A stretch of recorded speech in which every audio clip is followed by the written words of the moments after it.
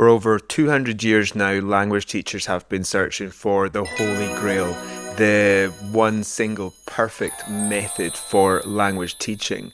Many approaches have arrived promising to be the next big thing. But what if that search was always based on the wrong assumptions to begin with? Here's a clue. English is now connecting billions of people across the world, and most communications are happening without a native speaker present. So why are we still teaching as if that's the case? Let's take a look through history and pick out the 10 key methods that you need to know. And stay until the end because the last one is probably going to be surprising, but it's the method that might change the entire purpose of English language teaching.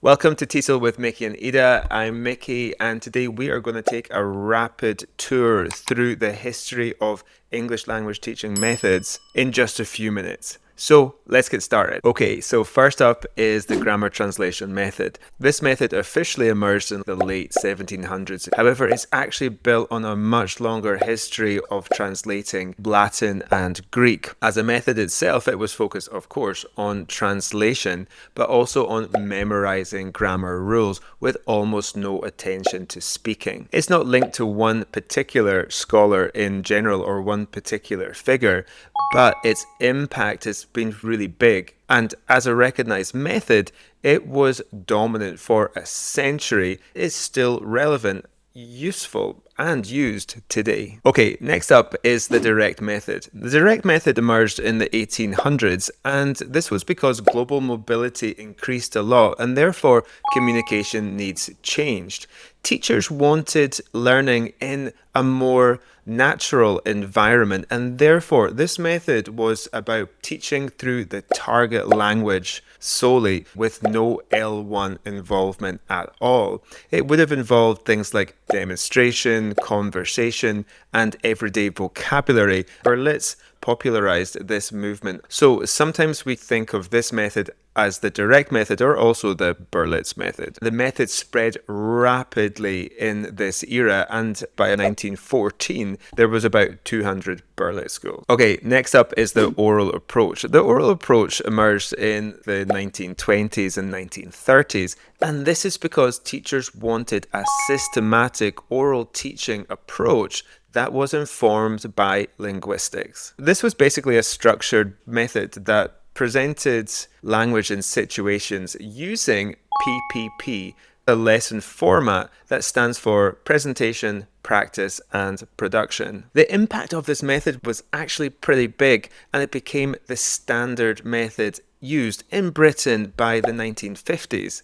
Actually, PPP as a way of putting your lesson together is still used today, and it's a pretty good way to structure your lessons. Next up, and at number 4, we have the Army method. This method emerged in 1942 when the military urgently required fast-paced language learning. The Army method was an intensive wartime immersion program built on, wait for it, 10 hours a day of oral practice. No scholars are particularly associated with this because it was the US military rather than individuals who developed it to be able to speak to people in another language who were possibly displaced. The impact of it in a social way is obviously really important, but in terms of linguistics, it also did prove that intensive oral practice can be successful and help individuals to learn a language. Next up, we have the audio-lingual methods. This emerged in the 1950s in the United States, and it was really inspired by the Army method and the continued push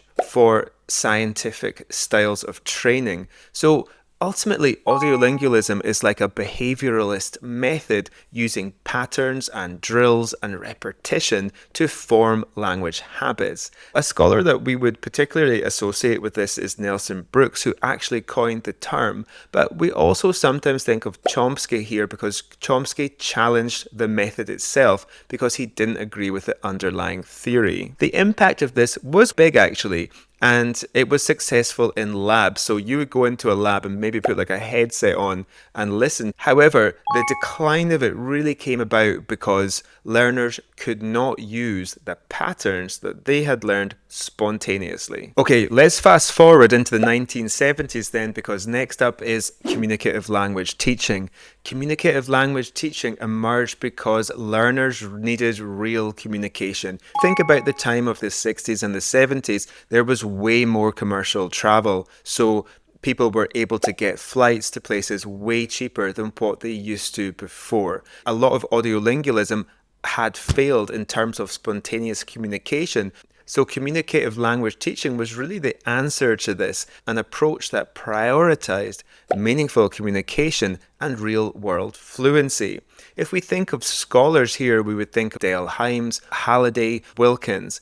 The impact of communicative language teaching was huge, and it became mainstream, balancing fluency and accuracy, which remains a kind of debate today. So communicative language teaching was more than just a new method. It was a whole paradigm shift, and everything afterwards tended to be communicative in nature. Next up is TBLT, also known as task-based language teaching. Task-based language teaching emerged in the 1980s, and it was an extension of communicative language teaching which focused on real-world tasks. It came about because second language acquisition research indicated that actually doing real things that you would do in the real world outside of the classroom was a really effective way to learn a language. Therefore, language learning was about tasks rather than activities. So therefore, students would plan, make decisions, make judgments, problem solve with others together to do things which they would do outside the classroom. When we think of scholars here, we would probably think of Long, Prabhu, Willis. It's been influential worldwide and a really kind of natural development, like I said, from communicative language teaching. Okay, next up, number 8 is content-based instruction and CLIL. CLIL stands for Content Language Integrated Learning. Now, this emerged in the 1980s, is used today significantly, and it was about connecting language and subject learning. So for instance, I might go to chemistry class and I learn chemistry through the English language. So I'm learning both at the same time. So this is about teaching language through subject matter content, so language becomes a tool for learning. Okay, moving on to number 9, which is the post-method era. So post-methods arrived in the 1990s, and this is because there was a realization in the field that there's no single method that fits all learners. So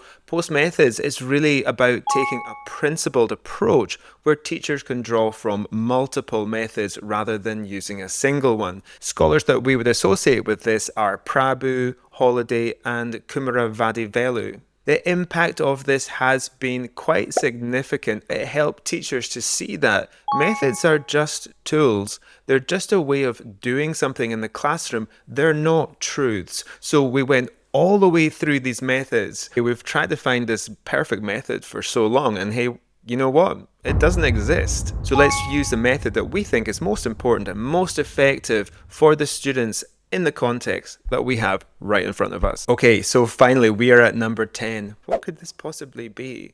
Next up, it is Global English's language teaching, also known as GELT. Think about what actually is happening in the real world and how are people actually using language and how do we teach to that?